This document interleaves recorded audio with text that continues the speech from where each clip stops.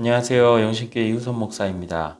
3월 11일 큐티 본문 말씀은 마가복음 5장 1절에서 17절까지의 말씀입니다. 본문 말씀 제가 읽어드리겠습니다. 예수께서 바다 건너편 거라사인의 지방에 이르러 배에서 나오심에 곧 더러운 귀신 들린 사람이 무덤 사이에서 나와 예수를 만나니라.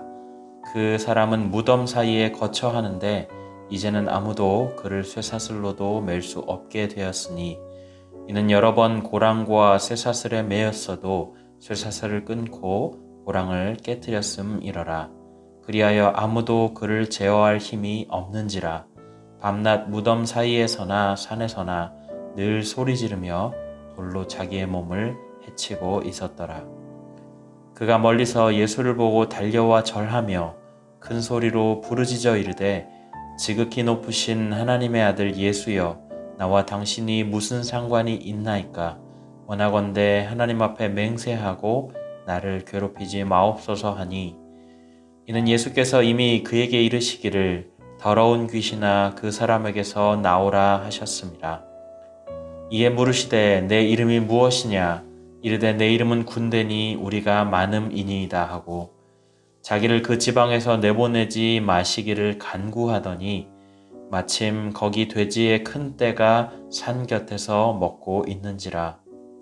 이에 간구하여 이르되 우리를 돼지에게로 보내어 들어가게 하소서 하니 허락하신대 더러운 귀신들이 나와서 돼지에게로 들어가매 거의 2,000마리 되는 떼가 바다를 향하여 비탈로 내리다가 바다에서 몰사하거늘 치던 자들이 도망하여 읍내와 여러 마을에 말하니 사람들이 어떻게 되었는지를 보러 와서 예수께 이르되 그 귀신 들렸던 자 곧 군대 귀신 집혔던 자가 옷을 입고 정신이 온전하여 앉은 것을 보고 두려워하더라. 이에 귀신 들렸던 자가 당한 것과 돼지의 일을 본 자들이 그들에게 알림해 그들이 예수께 그 지방에서 떠나시기를 간구하더라. 아멘. 오늘 말씀은 예수님께서 거라사에 귀신 들린 자를 고쳐주시는 장면이 담겨 있습니다.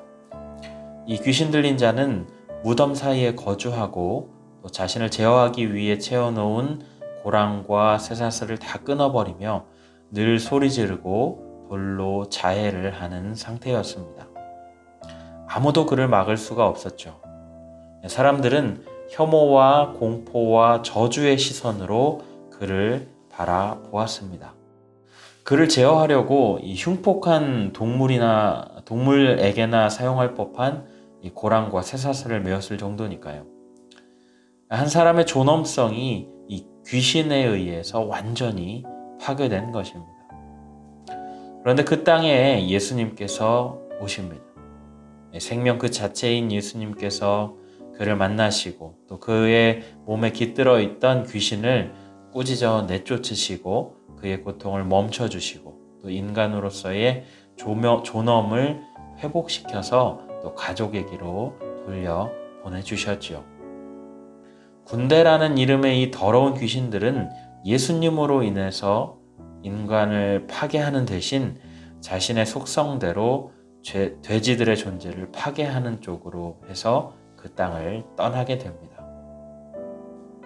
그런데 재미있는 것은 그 이후에 이 돼지를 치던 자들과 그 주인들의 반응이 재미있죠.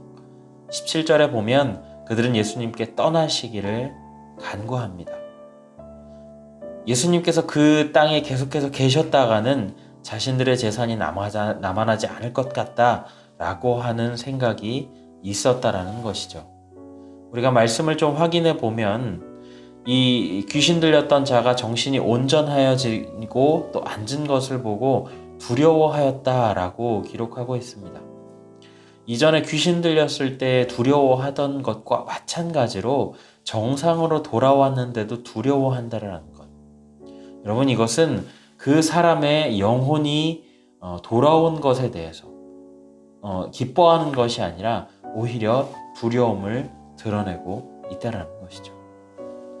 어쩌면 그 사람들에게는 지금 한 사람의 회복되는 것보다 자신들의 재산이 훨씬 더 중요했을지도 모르겠습니다.